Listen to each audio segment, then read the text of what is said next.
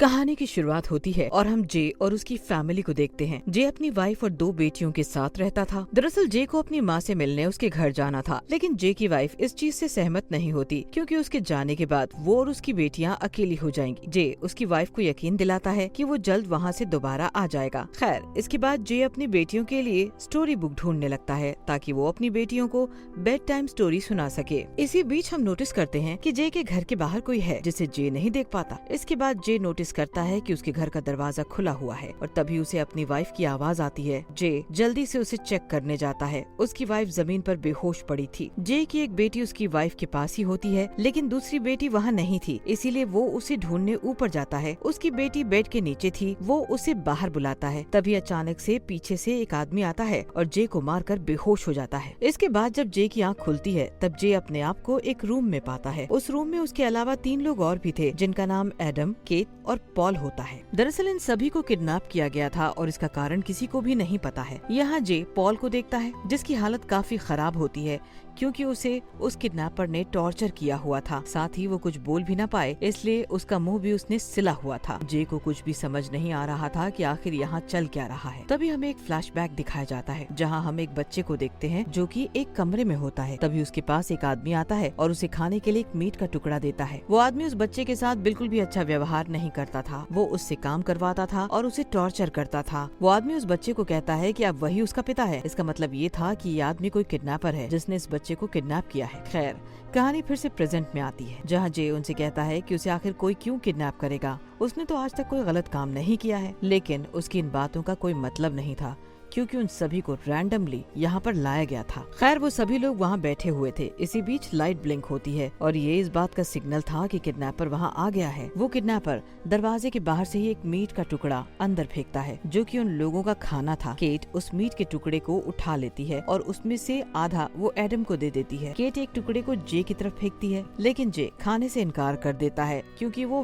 Vegan होता है। लेकिन केट उसे समझाती है कि भूखा रहना कोई समझदारी नहीं है, लेकिन जे उसकी बात नहीं सुनता। और तो और जे अपने नाखून की मदद से दीवार खरोचने लगता है, लेकिन केट और एडम को पता था कि इससे कोई फायदा नहीं होने वाला है। इसी बीच खरोचते हुए जे का नाखून टूट जाता है। इसके बाद हम एक और फ्लैशबैक देख जिसमें हमें उस बच्चे का नाम पता चलता है जो कि डोमिनिक होता है। एक दिन डोमिनिक भागने की कोशिश करता है, लेकिन उसे वो आदमी पकड़ लेता है और उसकी इस हरकत के लिए वो आदमी उसके पैरों पर कांटे वाली चम्मच घुसा देता है। वो आदमी उसे कहता है कि उसे कोई भी ढूंढने नहीं आएगा क्योंकि वो सब उसे छोड़कर जा चुके हैं और अब से वही उसका पिता है। खैर, ऐसे ही एक दिन डोमिनिक को भागने का मौका मिल जाता है और वो दरवाजे के जरिए वहाँ से बाहर निकल जाता है, लेकिन फिर उसे उस आदमी की बात याद आती है जो उसने उससे कही थी, जिसके बाद वो इन सब चीजों को एक्सेप्ट करके फिर से उस आदमी के पास जाता है। वो आदमी उसको टफ बनाना चाहता था, इसीलिए वो उससे रोज एक्सरसाइज करवाता। वो उसे अक्सर एक बात कहा करता था कि उसे अपने अंदर के शैतान को बाहर निकालना ही होगा क्योंकि कभी कभी उन्हें कुछ लोगों को सबक सिखाने के लिए बुरी चीज करनी पड़ती है। अब सीन दोबारा प्रेजेंट में आता है जहाँ जे उस रूम में एक सीसीटीवी कैमरा नोटिस करता है। इसका मतलब वो किडनैपर सब कुछ देख रहा है। जे गुस्से में आकर उस सीसीटीवी कैमरे में देखकर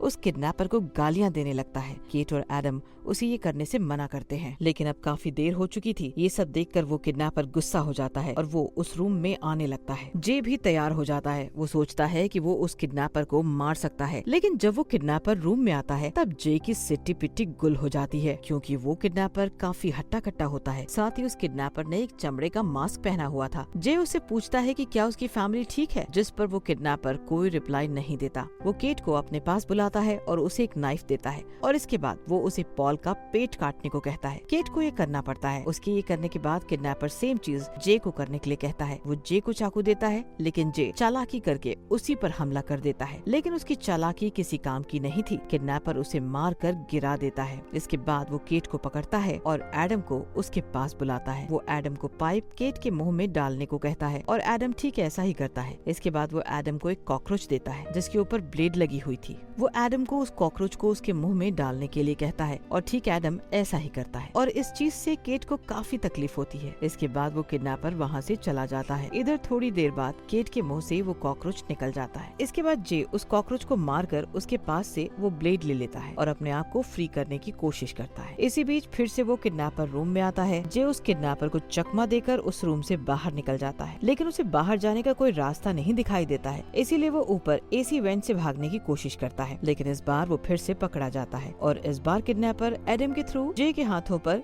कील ठुकवा देता है और इसके बाद वो किडनैपर वहाँ से चला जाता है। इसके बाद जे एक सपना देखता है जिसमें वो और उसकी वाइफ साथ में होते हैं। उस सपने की वजह से जे को एक आशा दिखाई देती है और वो हिम्मत करके अपने हाथों से वो कील निकाल लेता है। इसी बीच पॉल उन्हें कुछ बताने की कोशिश करता है, क्योंकि पॉल उन सबसे पहले यहाँ पर था, इसलिए शायद उसे उस किडनैपर के बारे में पता हो। वो सभी पॉल के पास आते हैं, जहाँ पॉल अपने हाथों से जमीन पर एक घोड़े के नाल का शेप बनाता है और साथ ही अपने मुंह की सिलाई निकाल लेता है। ये सब देखकर किसी को भी कुछ भी समझ नहीं आता, लेकिन जे सब समझ गया था। कहानी फ्लैशबैक में जाती है, जहाँ हमें पॉल, जे, केट और एडम का बचपन दिखाया जाता है। वो लोग एक समर कैंप के द्वारा मिले थे और जल्द दोस्त बन गए थे। जे उन सबको एक कहानी सुनाता है जो कि एक सन की किसान की होती है, जिसकी बीवी के मर जाने के बाद वो लोगों को मारने लगा था और कहा जाता है कि आज भी वो जिंदा है और आज भी वो अपने फार्म हाउस में रहता है। ये कहानी सुनने के बाद वो चारों इस फार्म हाउस को ढूंढने की ठानते हैं। इसी बीच वहाँ पर कोई आ जाता है और वो कोई और नहीं डोमिनिक होता है, जिसके हाथों पर वही घोड़े की नाल का निशान होता है। डोमिनिक के साथ वहाँ कोई नहीं था, इसलिए वो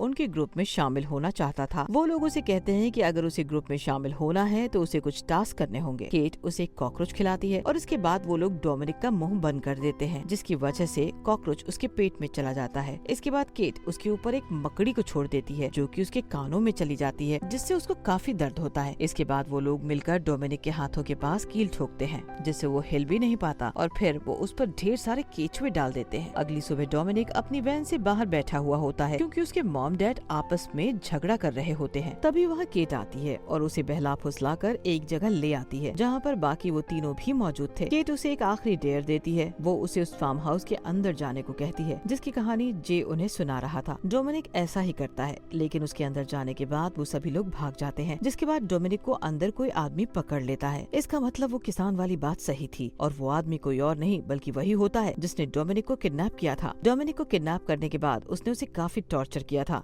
इसके बाद डोमिनिक उसे ही अपना पिता मानने लगा। जब डोमिनिक बड़ा हुआ तब वो आदमी उससे सारा काम करवाता था। एक दिन डोमिनिक उस आदमी के कमरे में जाता है जहाँ वो पहली बार गया था। वहाँ जाने के बाद उसे पता चलता है कि उस आदमी ने अपने पहले बेटे को जान से मार दिया था। साथ ही उसे एक न्यूज़पेपर कटिंग मिलती है जिसमें उसकी मॉम डैड की मौत की खबर थी। किसी ने उसके ट्रॉलर में आग लगा दी थी और ये कोई और नहीं वही आदमी था। इसका मतलब उसके माँ बाप उसे ढूंढने की कोशिश कर रहे थे, लेकिन उन्हें इस आदमी ने पहले ही मार दिया ताकि वो उसे ढूंढने ना आ पाए। इसी बीच वो आदमी वहाँ आ जाता है और डोमिनिक पर हमला कर देता है। डोमिनिक जैसे तैसे उससे बचकर भागता है, लेकिन वो आदमी उसे पकड़ लेता है। वो उसे चेन से बांधकर उबलते हुए पानी के ऊपर लटका देता है और उसे मारने की कोशिश करता है, लेकिन डोमिनिक खुद को फ्री करता है और उल्टा उस आदमी को ही उस उबलते पानी में डालकर मार देता है। और इसके बाद वो उसी के मुंह के चमड़े का मास्क बनाता है। अब सीन प्रेजेंट में आता है, जहाँ उन सबको अपने किए पर पछतावा होने लगता है। जे डोमिनिक से माफी मांगना चाहता था। वो कहता है कि शायद डोमिनिक उन्हें माफ कर दे और इसके बाद वो सब वहाँ से जा सकते हैं। जे कैमरा में देखकर उसे आवाज लगाने लगता है। तब डोमिनिक वहाँ आ जाता है और उसके आने के बाद जे उससे माफी मांगने लगता है। डोमिनिक उसे कुछ देर तक कुछ नहीं कहता, फिर अचानक से वो गुस्सा हो जाता है और पॉल को दीवार में पटक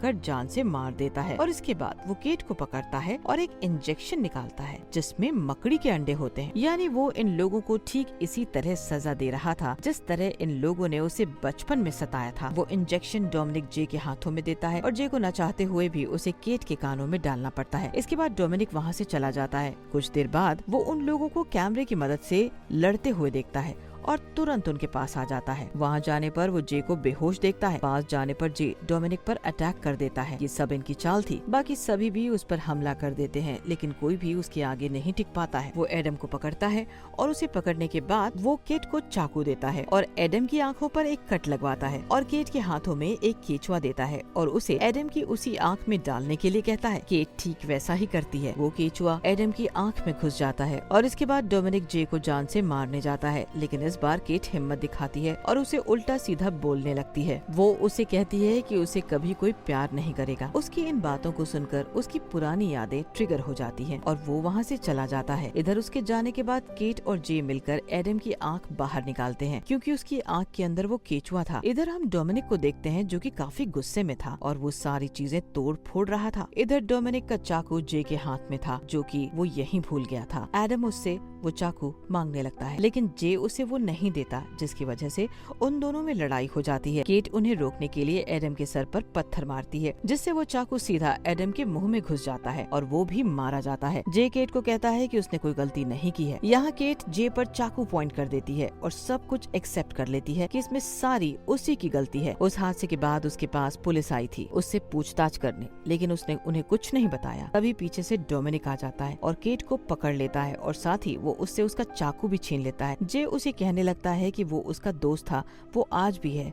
जे आगे बढ़ता है और उसका मास्क उतार देता है और उसके हाथों से चाकू भी ले लेता है, लेकिन डोमिनिक केट का गला दबाकर उसे मारने लगता है, जिसके बाद जे उसे स्टैब कर देता है। लेकिन दूसरी बार स्टैब करने पर डोमिनिक सामने घूम जाता है जिससे वो चाकू केट के पेट में घुस जाता है। इसके बाद डोमिनिक केट का पेट चीरकर उसे पूरी तरह से मार देता है। इसके बाद वो चाकू लेता है और जे के हाथों में देता है और अपने आप को मारने के लिए कहता है, लेकिन जे ऐसा नहीं करता और वहाँ से भाग जाता है। जिसके बाद डोमिनिक उसे मारने के लिए उसके पीछे पड़ जाता है। डोमिनिक उसे पकड़कर बुरी तरह से मारता है और इसके बाद वो जे का मुंह पानी में डालकर उसे मारने की कोशिश करता है, लेकिन जे एक पाइप उसके मुंह पर मारता है और वहाँ से भागने लगता है। लेकिन तभी डोमिनिक फिर से उसे पकड़ लेता है। जे अपने आप को उससे छुड़वाता है और उसे बाल्टी से मार मार कर बेहोश कर देता है और इसके बाद वो विंडो की मदद से बाहर निकलता है और वो वहाँ से जाने लगता है। तभी डोमिनिक दोबारा वहाँ आता है और फिर से जे के हाथों में चाकू देता है और उसे ये सब खत्म करने के लिए कहता है, लेकिन जे उसे मारना नहीं चाहता था, इसलिए डोमिनिक उसका गला दबाने लगता है। फाइनली जे उसको कई बार स्टैब करके मार देता है। इसके बाद सीन चेंज होता है।